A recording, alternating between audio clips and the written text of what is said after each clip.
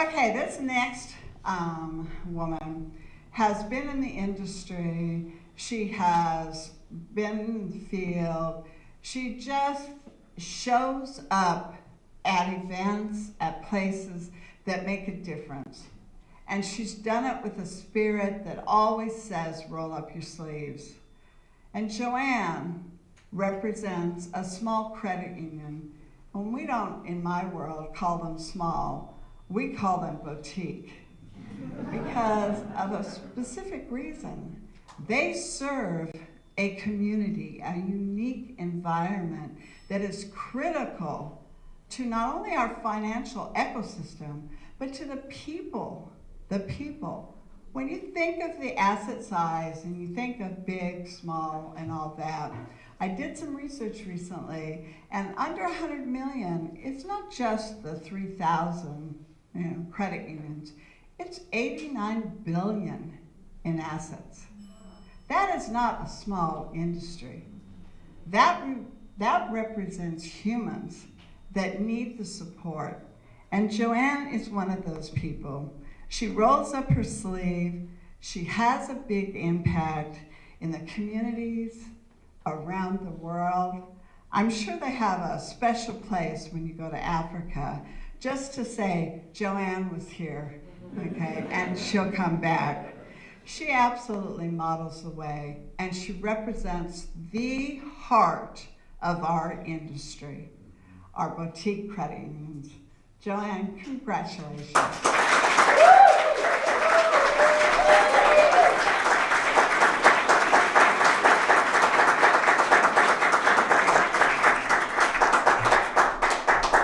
Oh gosh, thank you, Sue. That is just brilliant.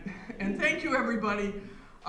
This museum is a really special place, and boy, there are a lot of special people here today. And I guess you're watching out there too. Many of you, certainly all the Herstory inductees, are friends of mine, and they inspire and lift me up, and I cannot believe that I'm among them. But I'm honored. I will say, as my friends say, just say, thank you, I'm honored.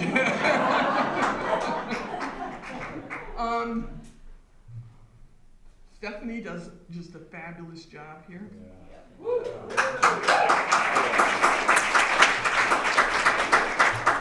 She is one of my heroes. And of course, an honor like this isn't about one person. It's certainly not about me. It's about a whole community, right? So the board of directors of our credit union, Althea is here from our board. I just thank them. They have adopted and embraced a community development mission that is consistent with my own personal mission. And that makes it so easy to do this work. I couldn't do what I do without the credit union team. I know many of you are watching out there. And with us is Rob Delgado from our credit union. And he really was the energy behind this nomination. And I thank you for that, Rob. I'm just floored by this honor. Our whole team visited this museum in February. It was an all-team, it was an all-staff day, team development day. I gotta get this right, because that language is important. Team development, right? And it was magical. We're fortunate to be in Connecticut, about a 2-hour bus ride up here. Taylor Murray from Service Star, you're watching. Hi, Taylor, we wish you were here. He's at home because of another very powerful woman, Hurricane Helene. He's in Gainesville, Florida, and as far as he knew as of yesterday, he was directly in the path of this hurricane, so he had to be with his family. But anyway, our voyage up here, the messages, the depth of history here, really important. And I'm inspired by my credit union network. All of you, the folks who came from Connecticut, my little cheering section here, thank you guys. You're over there. And I want to thank my husband, Jeff. Nobody here, well, I think 1 or 2 people here have met him, but he's an elusive guy. He's a mystery man, but he does exist. And he is my rock, so this is my only opportunity from the podium to tell him how much I love him. So I'm going to share my history about some special women. And because there's some facts in here, I'm going to have to read this a little bit. So about 40 miles south of here, on the Merrimack River, is a very similar mill town to Manchester, New Hampshire. It's Lowell, Massachusetts. Yes.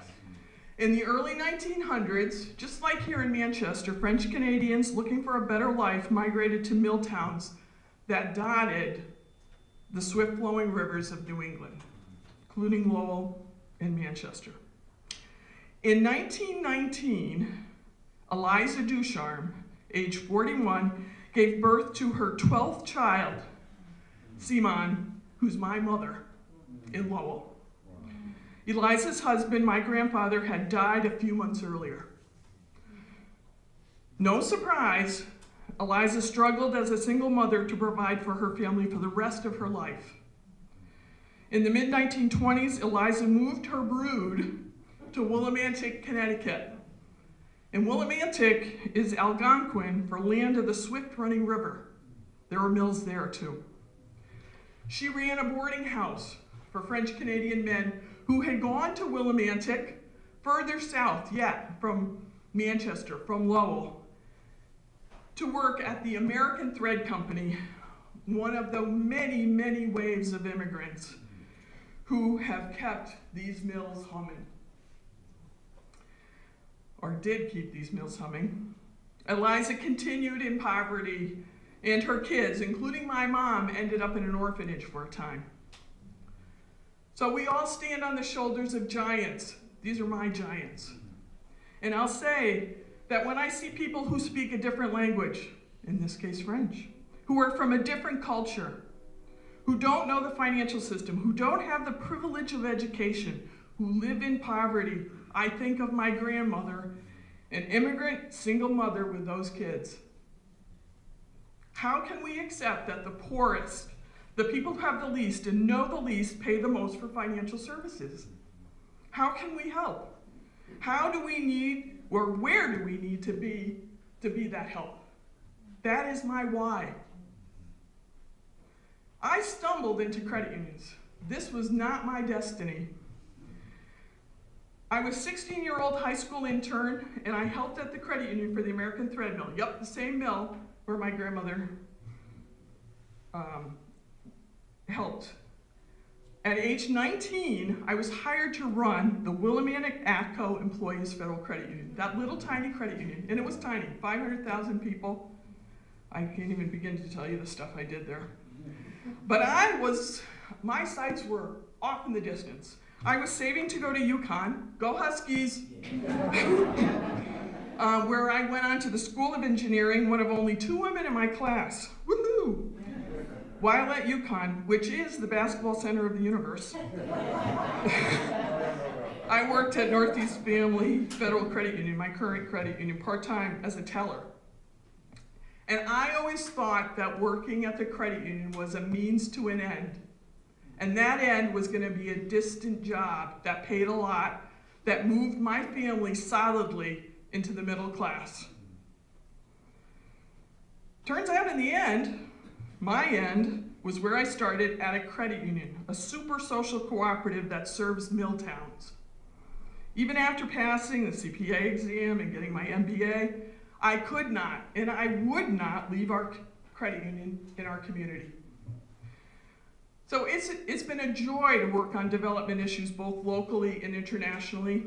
You heard a little bit about my African connection. I go there just about every year. I am really blessed to have built libraries, or to continue to build libraries and a reading culture with American Friends of Kenya, mentor credit unions in Africa and the Caribbean, work with the Haitian Women's Table Banking Project through Roots of Development, till we have laid the groundwork for Uzbekistan credit unions with the Farmer to Farmer program.